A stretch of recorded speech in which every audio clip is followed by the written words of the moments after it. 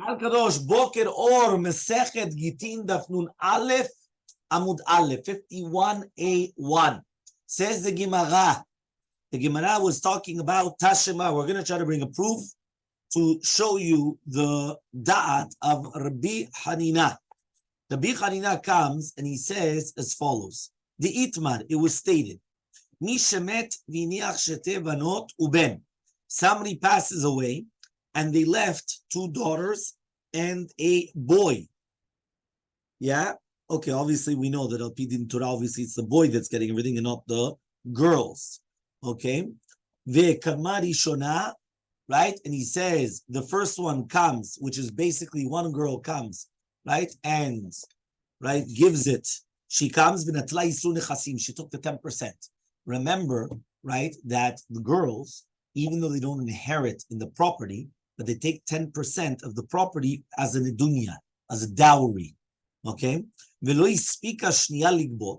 Now, the second one, remember, there were 2 girls, shte banot, leben echad. So the first girl grabbed 10% for what?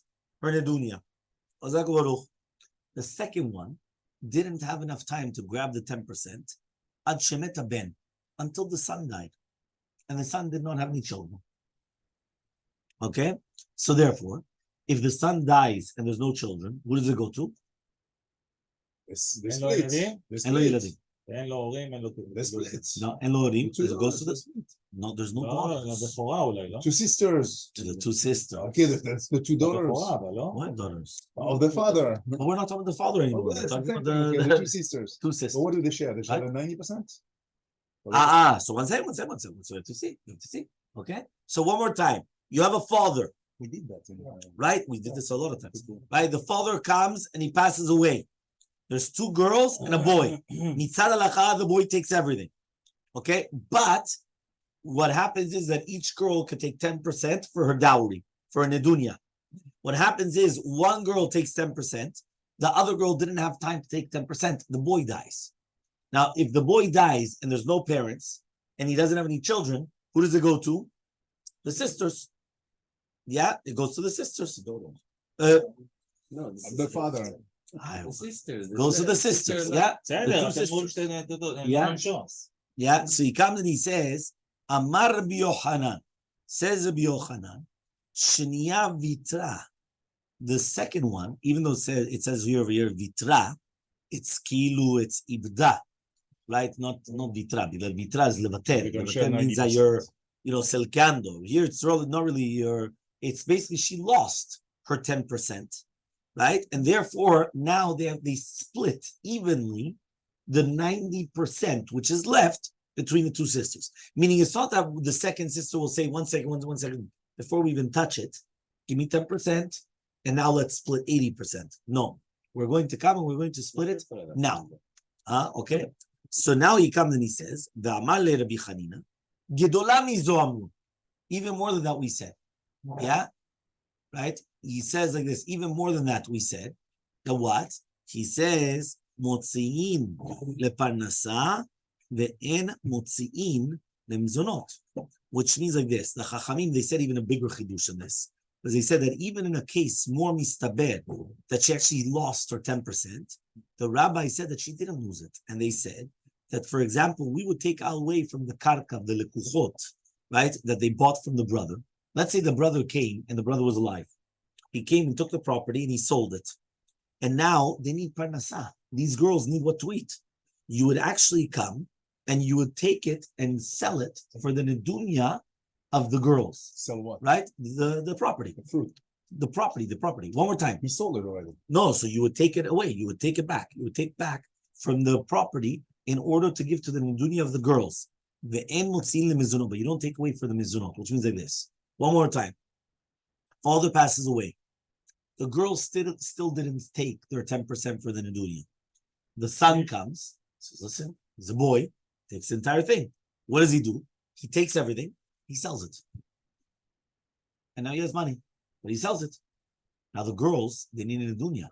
So what do? Says the Chachamim, you're allowed to take it away from the lekuchot, right? In order to give the nedunya to the girls. If the brother dies. Not if No. Even if the brother doesn't die. The brother came and he sold it. Right? What are you allowed? Why? Because the fields are subjugated for the nedunya of the girls, but not for the mezunot of the girls. Okay? So he comes and he says, so therefore you see from here that a girl could take away isun nechasim, right? Even from the lekuchot. The ata marta, now you're going to tell me shniya vitra? So the Gemara asks, one second. What was the case? The original case that we brought down. One more time. The father comes, he passes away. 2 girls and a boy. One girl took 10%, which that's magiyala. It belongs to her for the nedunya. The other girl doesn't take the 10% yet, and all of a sudden the brother passes away. By the brother passing away without children, who does it go to? Them too. Says the Gemara, they split the 90%, and she loses her 10%. Says the Gemara, one second. The Elmaleh Rabbi Chanina, says Rabbi Chanina to Rabbi Yochanan, how does that make sense? Right? Why? He says, how can you tell me that the second one lost her 10%? If it's written in Furash, what would have happened if the boy would have come? And before any girl would have taken her 10%, the boy would have come and sold it. Do you know what we do? We take it away from the people that bought it, and we say, here's the 10% to you, here's the 10% for you. We don't do that for mezonot. We don't do that for eating. We do that for the nedunya. So now you're going to come, you're going to tell me the second one loses her 10%? Why? If in the case where the boy came and he sold the field already, you would still come and take it away from the lekuchot. You would take it away from the purchasers in order to give them their nedunya. Here it's still there. Everything is still there. Why in the world would you say that she loses her 10%? She doesn't lose her 10%. That's what the Gemara says. Okay? What? The Gemara, Ve'ha temekatz kaitza, michtav laketiva, ve'kamutzia. 1 second. A nedunya has a set price, but it's not written on the document. Meaning, right, the nedunya, what's the set price for the nedunya? Isur nechasim, 10% of the property. So whatever the father has, 10% goes towards the nedunya of this girl. So it's a fixed value. That's what it means. Mekatz kaitza. We were talking about yesterday, if you remember, dvarim ketzuvim, davar katzuv, something which is fixed. So here, this parnasa, remember when we're talking about parnasa, it's the nedunya. Mizonot means to eat food. Okay? So he says this parnasa, which is the nedunya, is a fixed amount. It's 10% of the property. Michtav loktiva, but it's not written on any document. Right? It's not written. Okay? It's considered written, but it's not really written anywhere. The kamutzia, and still the daughter could take it away from the lekuchot. Just like Rabbi Chanina says, motziin leparnasa. So therefore you see from here that according to Rabbi Chanina, right? When the Mishnah came and said the reason lefi she'en ketzuvim, because it's not davar katzuv, it's not fixed. Even chovot which are not written, as long as they are fixed, you do collect them from the lekuchot.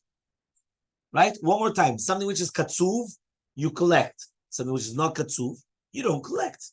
So is he allowed to sell the property to start with, the brother? It's different parnasa. Kevan dit lakala, meaning nedunya is different than everything else. Why? There's a call. Keman dichtiv adam, so it's keilu, it's written in the shtar, which means that everybody knows that the person has to give a nedunya to his daughter. So because of that, even though it's not written anywhere, right? It's keilu, it's written. And we already know it's fixed price. So if it's a fixed price and it's already written, come on, we don't need anything else. Okay. Mativ Rav Huna bar Manoach, asked Rav Huna bar Manoach, we learned in the Mishnah Ketubot, Kufalef Amud Bet, Metu, right? What happens right now if the 2 husbands pass away and each one of them were accepted upon themselves to give parnasa to her daughter for 5 years? Yeah? One more time. Remember that the girls don't get parnasa. But this woman comes and she gets married to a husband and she's bringing in her daughter. So she comes, I'm getting married to you on condition. What's the condition? You have to support my daughter for 5 years. That's what she says. And the husband accepts it, passes away. She gets married to another husband. Same thing. Yeah, 5 years. He passes away. So metu shne be'alea. Yeah. Benotehen mizonot minechasim benechorim, right? The daughters, they could only take the parnasa from nechasim benechorim, from properties that do not have any liens. Okay, but the wife, their own daughters, meaning the daughters of the metim batzmam, right, of the people themselves, only from nechasim benechorim. But the daughter of this woman, which is like the wife, the second wife, third wife, whichever one it was, she could take. That means it comes out. So this stepdaughter has a stronger power than the daughters themselves. Why? Because she's a balat chov. Meaning that she's got, meaning that this father that passed away was subjugated, right? He's got a lien on the properties to this girl. Okay, fine. So says the Gemara over here, it's mashma that the entire reason why this girl takes from the chasim mishubadim is because it's katsuv. Why is it katsuv? It's 5 years. It's a 5-year debt. So for 5 years you have to pay for it. So answers the Gemara, what? What are we dealing with? Right? They already did a kinyan. And therefore, once they did a kinyan from every single one of the husbands, it's ki'ilu, it's already katuv, and it's mechuyav b'shtar. Means the second there was a kinyan done, that's it. And therefore, you cannot bring a proof. Because we were talking about until now, where it wasn't written, but it was katsuv. Now we're talking about it is katsuv, right? Because again, it's for 5 years, right? And we know how much it is for 5 years. So it is katsuv, but it's not written. Says the Gemara, it's not a proof. Why? Because here, it's like it's written. Because once you did a kinyan, it's considered written. Once it's considered written, it's written and katsuv. Who can say that's fine. Kinyan? Huh? Only the wife. No. There was a kinyan done in front of the edim. Yes. Okay. Yeah. If so, banot nami. So 1 second. Also the girls, right? They should also collect it from the chasim mishubadim, right? Why? Because just like the kinyan helps for this stepdaughter, so to the kinyan should help for them.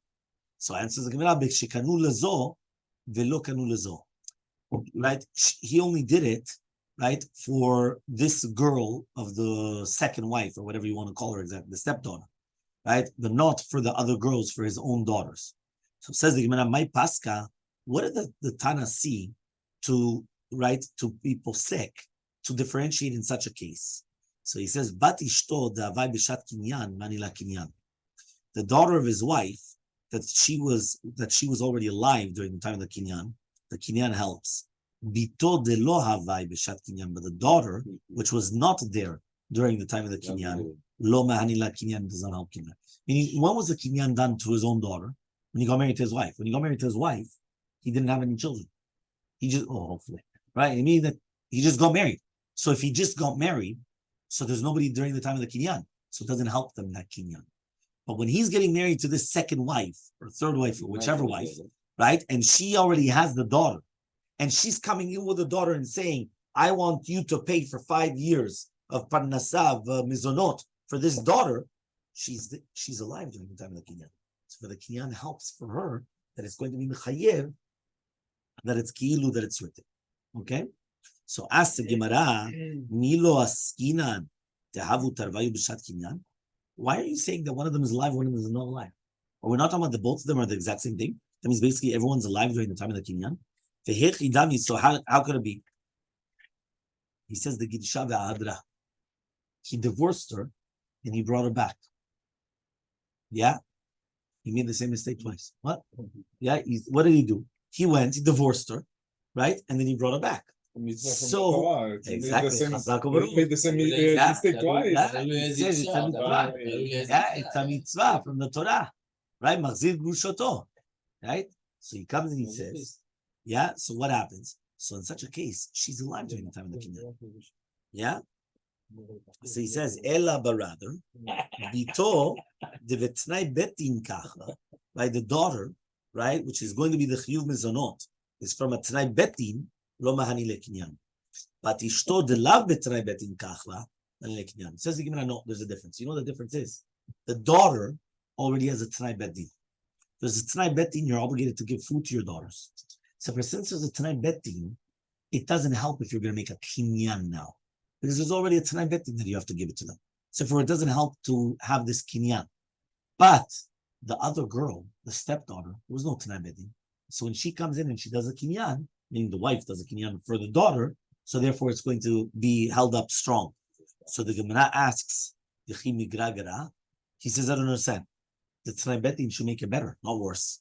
Meaning, if right now, until now, right, you have a kinyan on both ends, and now I add a Tanai Bedin, the Tanai Bedin is going to make it worse now? Why would it make it worse? You have the kinyan plus Tanai Bedin. The other one, you only have a kinyan. This one that has a kinyan and Tanai Bedin should be much stronger than the one that only has a kinyan. So as the Gemara, doesn't make sense. Answers the Gemara, Ella bito, but rather the daughter, Kevan de Vetnai Betin Kachla, since she's eating Vetnai Betin, we are going to say that before his death, she already grabbed money in order to make sure that she has mizonot. So since we suspect that she has money from the father, right, she cannot collect any more from the chasim mishubadim, right, even if they made a kinyan, right? But to do with the daughter, the stepdaughter, right, that she's not Tanai Betin, we're not going to suspect, right, maybe he gave her money, right, and therefore, right, since Edim did a maaseh kinyan, she could collect. Meaning that the father already knows there's a, so what's he going to do? He's going to make sure that, there's not going to be monkey business. Because remember, whenever there's going to be Yerushot, there's usually monkey business. Right? No, the father said this, the father didn't say that.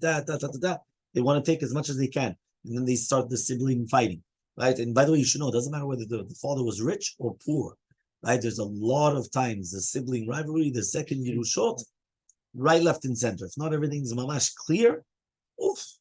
Right, all the machlokot that come out. 1 second. So what happens is that he comes over here and he says like this. He says, in a case of Tanai Betin, he says, you know what? I don't want any problems. He gives the daughter, here, take money, take cash. Why? We'll be able to pay for your mezonot. To do the stepdaughter, she doesn't get me Tanai Betin. So because of that, I'm not going to suspect that he gave her anything. So therefore, he's going to come and he's going to, she's going to be able to collect from the chasim mishubah. So we're going to try to bring a proof. Amar Rabbi Natan, says Rabbi Natan, Ematai, when are we going to say, right, according to that in the Mishnah, that we do not take out Shevach Karkaot from the Chasim Mishubadim? That means if you're going to purchase a land which is going to be stolen, and then you appreciated the value of the land, and then the guy comes and he says, I'll give it back to me, right? And so he's going to take it back. So how do we know that the Shevach he could take from the Chasim Mishubadim? And the Dmei Shevach hu yachol ligvot rak minichsei hamocher b'nechorim. How do we know that? Bizman shekadam micho shel sheni l'shvicho shel rishon. The lokeach hasheni, he purchased the property from the gazlan before he came and he appreciated it in the hands of the first person. So therefore, avalim kadam shvicho shel rishon micho shel sheni. But if he first came and appreciated the land, but before the second one came and he purchased it, goveh b'nechasim mishubadim, he will collect nechasim mishubadim. Okay. So says the Gemara, Alma, you see from here, Mishum de la Kadimu, it's only because he was not Kadim, he didn't come and jump on it beforehand. So says the Gemara, you're right, it's Tanai, it's Machloket Tanaim. What's the Machloket Tanaim? The Tanya will learn to the Braita, Emotzin la'achila perot v'lishvach kakao v'limzon isha v'manot v'chsim mishubatim v'netikun ha'olam. Right, the Braita comes and says Mefurash, you're not going to take out for eating fruits, for Shevach Karkaot again is appreciating the value of the field. Right, mazon isha v'banot, the parnasa, but not the dunya, parnasa of food. For isha banot, nechasim mishubadim, because of tikkun haolam. The fishen kituvim, because it's not written anywhere in a document. Rabbi Yosef says, Rabbi Yosef, v'chima tikkun haolam yesh bezu. Why do you need a tekanat chachamim because of this of the tikkun haolam? Falo en ketuvim, it's not katzuv, and therefore that's why you can't collect from nechasim mishubadim. Meaning you're telling, since it's not written because of the no, it's not katzuv. If it's not katzuv, you're sure you're not going to collect it. Okay? Fine. Says the 2 dots. Okay? Vamotze metziyah. Imagine right now you find something. And now you come and you said you found, right? And he comes and he says, no, but you found more. And you didn't give it back to me. Lo yishava. You're not chayav, right? To swear, right? That you, right? For example, you come and you say, okay, fine, I found this. So I come and he said, what are you talking about? You found this. You found much more than that. I said, no, this is what I found. Swear. No, you don't need to swear. Why not? Yeah. So he says, Amar Rabbi Yitzchak, says Rabbi Yitzchak, he says, Shnek sidim shurim matzatali. Imagine a person comes and he says, right, that I had two different wallets tied together. And he says, what are you talking about? I only found one. Nishba, he doesn't have to swear that it was only one.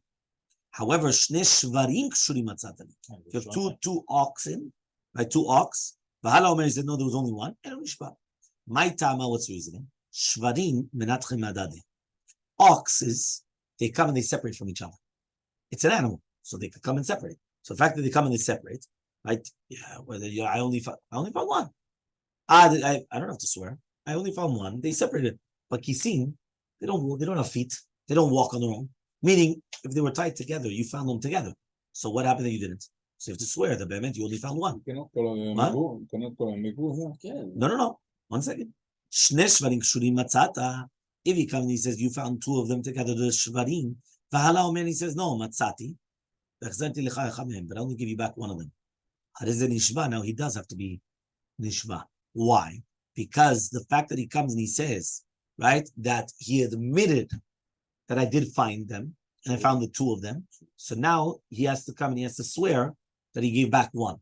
Because other guys probably say, no, you didn't give back anything. No. I gave back one. Now you have to swear. הוא מודה שהוא מצא שני שברים? כן. ברגע שהוא מודה שהוא מצא שתיים, אפילו הוא אומר, אני החזרתי אחד, זה לא מספיק טוב. שנאבד לו, גילו אחד. כן, הוא משהו אחר, הוא צריך עדיין להחזיר לו את האחד, לא משנה. כן, והוא אומר, לא, אבל אתה לא החזרת לי כלום. צריך להישבע. במקרה הזה כן צריך להישבע. רבי יצחק, הקונטר רבי יצחק, לילה המוצא מסיע להישבע מדגו. I thought you said that you never have to swear. I thought you said that if you find something, you never have to swear. Right? Nuna lefamu bet. Answers the Gemara, 51b, who de amar Rabbi Yitzchak Paskins, like Rabbi Eliezer ben Yaakov. Why? Tanya was learned in the writer, Rabbi Eliezer ben Yaakov omer, pe'amim she'adam nishba al ta'anat atzmo. Sometimes you will swear according to what you just said. Meaning it's not that somebody's coming and saying something against you. Sometimes you open your mouth, and because of your ta'ana, you're obligated to swear. Not because somebody forced you to swear, because of what you said. Right? Yeah. So he says, what's the case? Ketzad. Manal avicha biyadi. Ve'achaltiv pras.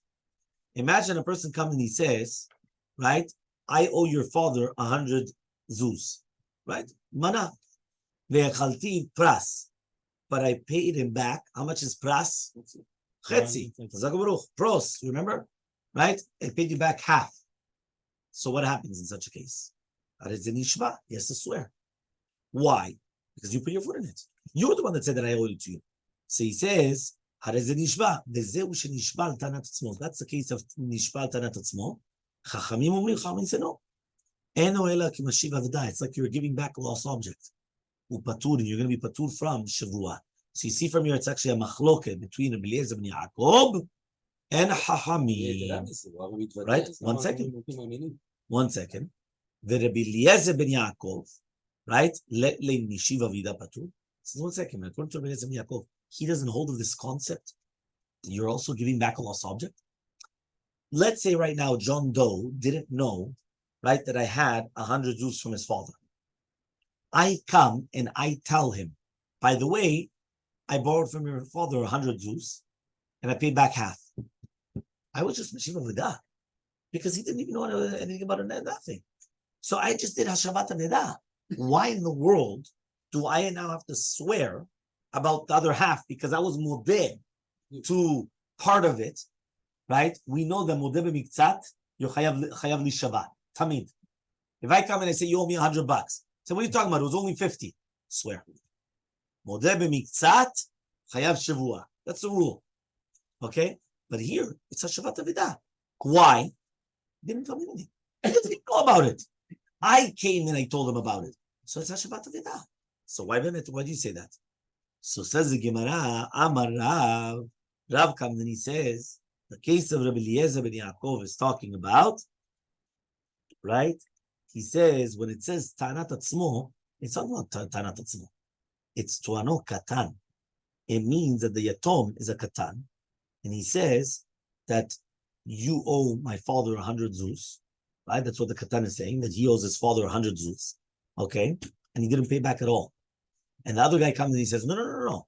I did borrow the 100 euros, but I pay back half. That's the case where he has to swear. Okay? So says the Gemara, Katan midicha meshasha itbe. Says what? Every time a Katan comes and he says something, you're going to pay attention? Yeah, itbe meshasha, what? It's called mamashut. Whatever the Katan says, you're going to listen? It's a minor. Imagine right now, a 6-year-old boy comes to you. He's a yatom, obviously, right? But a 6-year-old boy, 10-year-old boy, 12-year-old boy, he's still Katan. He comes and he tells you, you owe $100 to my father. You're going to pay attention? What's going on? Right? But now we learned in the Mishnah, En nishmain an ta'anat chereshot vekatan. Imagine a guy that's retarded, right? Mentally, right? Not capable. He comes and he says, Mordechai, $1 million. We're going to make you swear. Right? גם לא על חירש, וגם לא על קטן. לא, חירש הוא לא בר דעת. חירש הוא לא בר דעת. חירש שוטה וקטן. אין להם בר דעת. Yeah? So therefore, remember that whenever we speak about חירש, it's deaf mute, not only just right? זה אילם גם. Right? So therefore, the question is, yeah, he comes and he says, what's going on? So he comes and he says, my katan, you're right. What is a katan? Gadol. He is a gadol. He's not a katan. He's really a gadol. So why are you calling him a katan? Because even if he's a 13-year-old or a 15-year-old, doesn't matter what, he's a katan with the father's business dealings. Because he doesn't know what the father does or not. Meaning many times, people, they come, they work. It could be a ילדים שלך אפילו יודעים מה אתה עושה. נכון? הם אפילו יודעים מה אתה עושה. מה זאת אומרת? אתה צריך לדווח לילדים שלו מה אתה עושה? יפה מאוד, אתה רואה? הוא מראה לך. Yeah? Now what? Since when do you have to tell your children what you do in all your business dealings? Right? They don't know. Yeah?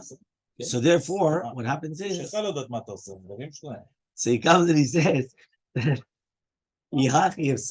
he comes and he says, Tanat atzmo, Tanat acharim. He says, why is that Tanat atzmo? Because we said that sometimes you're going to swear on your own Tana. It's not your own Tana. It was other people that made the Tana. So says Gemara, no, you're right.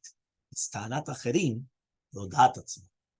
It was somebody else that came in the Tana, but it was Hodat atzmo. Therefore, because of the Hodat atzmo, that's when you're going to come, right? And you agreed to it, so that's when you're going to come and you're going to have to do that. Okay? So says the Gemara, Kulu Tana Tanami, all the other Tanot also, that Shavua, because of Modeh Miktzat, Tanat Acharim Hodat atzmo, so they're all the same. What is different between this one and every other one? In every other Modeh Miktzat, I come and say, you owe me $100. He says, no, it's only 50. It's Modeh Miktzat. He has to swear. In all the cases of Modeh Miktzat, it's Ta'anat Acherim and Hoda'at Atzmo. So it's always the same. So why did you single out this one to do the Yatom? So it says, Ela, but rather, B'derabba kami palgeh. Machloket is in Rabba. The Amar Rabba, but Rabba says, Mipnei ma'amra Torah. Why did the Torah says, Modeh Miktzat Ta'ana Yishava? What's the svara? Why is it that if I'm Modeh Miktzat, which means I recognize part of the debt, I have to come and I have to swear? Why? Chazaka she'en adam me'iz panav bifnei bal chovo.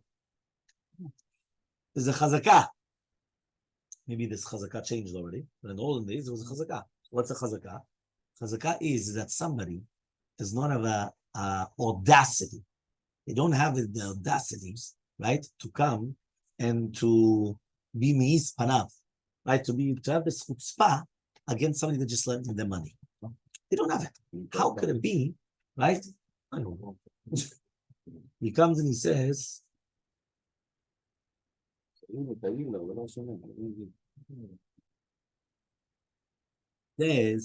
right, in every single time, usually there's a chazakah. A person is not going to be me'iz panav, keneged bal chovo. What does that mean? In the olden days, the reason why I say olden days was nowadays a chutzpah, chutzpah is gay. There's too much chutzpah. But in the olden days, if I'm going to come and I'm going to do you a favor, imagine right now I lend you money. You're going to come and you're going to be me'iz. You're going to have the audacity, the chutzpah, the azut panim, to say that no, it's impossible. Yeah? No. So because of that, he comes and he says, Because of that, he comes and he says, right, there's a chazakah. En adam me'iz panav, right? Bifnei bal chovo. V'hai bechul lebay lemichter elei. V'hai de lo kapre mishum den adam me'iz panav bifnei bal chovo. Which means like this. This person, right, he wants to be'emet. He doesn't want to pay him anything. He doesn't want to pay him anything. But there's a chazakah that he can't be me'iz panim. So he's just going to say, no. It's true, you lent me the money, but I paid you back half. You cannot say you didn't lend me the money because the guy's going to say, look at me in the eyes. You're going to tell me that I didn't lend you the money, right? I just did you a favor, and now you're going to come back to me. Nowadays, you have all the, all the. Huh? No. So because of that, he comes and he says, because Bemet he wanted to be kofer and everything, but there's a chazakah that he's not going to come and he's not going to do that. So he only says, I owe you half. Says the rabbis, you only owe half. Make a shavua that you only have. Make a shavua. Why? Because maybe Bemet you owe the entire thing. The only thing is you couldn't say nothing. If you would have said nothing, you don't need to make a shavua. But you can't say nothing. There's a chazakah. En adam means panav keneged bal chovo. So because of that, you only said half. Swear. I never said that. לא, maybe not. הסברה היא כאילו, מכיוון שהם לא אמרו כלום, כאילו הוא deny everything, אז הוא I did not say So that. what he swears. בדיוק, אז מה הפואנט? So he swears, and then what's going to happen? So now he swears, so now So we he know. swears in the name of Allah. Of course. And then? That's right. Ala And makom? No, so then it depends. If Bemet he was lying, so then don't worry about it. Hashem will take care of it. Okay? So says the Gemara, Uvekulu ba'eleu delo dele. So really Bemet, he should have been modeh on the entire thing, right? But he didn't want to steal. And the reason why he didn't be modeh was just to get out of it. The Savar, and he thought, right? When I get the money, I'm going to pay him back. Rahman says, so the Torah says, Rami Shvua ilave, put on a Shvua on him, in order that he's going to be modeh on everything. What does that mean? This guy really, Be'emet, he's not a gazlan, he's not a thief. You understand? He wants to pay back the entire thing. But he's got a problem. If he's going to be modeh right now, that he owes the entire thing, the guy's going to say, pay up. Where's the money? Right? Show the mullah. What? So he wants to be he wants it. So what? He comes and he says, you know what? I'm going to pay back. A little by little. So right now he's going to say, I owe you half. And then when I get more money, I'll pay you the rest of the half. You understand? So because of that, that's what happens. So he says over here, Rabbi Eliezer ben Yaakov Savar. Rabbi Eliezer ben Yaakov holds, Lo shna bo velo shna bivno, anyways. There's no difference between him or the son. They will never be me'iz to be kofer on nakol. Meaning, this malveh passed away. There's only the tumim now. Holds Rabbi Eliezer ben Yaakov, even to the yatom, he wouldn't have the audacity to come and say, I didn't borrow anything. That's a shita of Rabbi Eliezer ben Yaakov. And therefore, it's not considered a shavat aveda. The rabbis held, no, he won't have the azut panim for him. But for his son, he will have azut panim. And therefore, midelo me'iz, and the fact that he wasn't me'iz to be kofer and kol, he was only modeh b'mitzat, meshiv aveda. He's only doing a shavat aveda. Once it's a shavat aveda, that's why you don't have to do shavua. And with this, we finish.